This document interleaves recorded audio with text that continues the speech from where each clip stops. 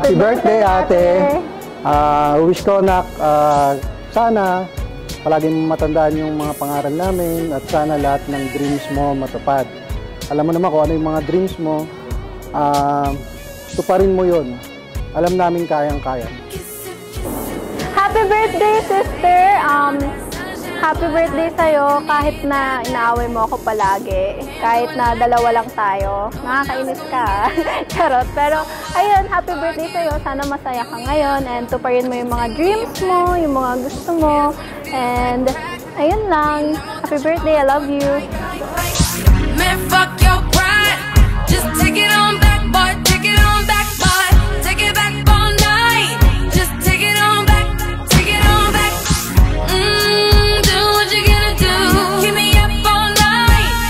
Hurting back. Well, ate, alam mo naman, lagi naman sinasabi sa inyo nanay yung mga pangaral at, well, ano naman tayo, open lagi sa yung communication natin. So, maganda yung foundation natin bilang family. So, ang gusto ko lang, siguro pinaka-ultimate wish ng isang magulang sa isang anak is yung maging masaya ka.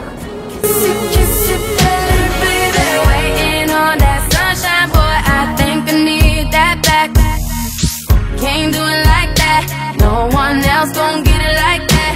So are you here to take me back? Who cares when it feels like crack? But you know that you always do it right. Man, fuck your pride. Just take it on. Kasi pag naging masaya ka, connect na lahat yan. Masaya na rin kami. Yeah.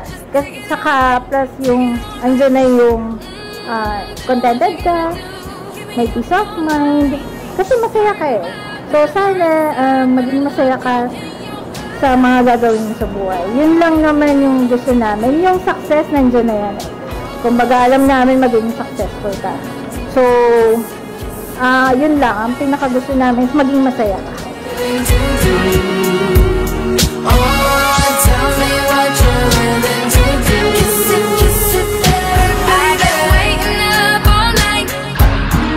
Tell me what's wrong.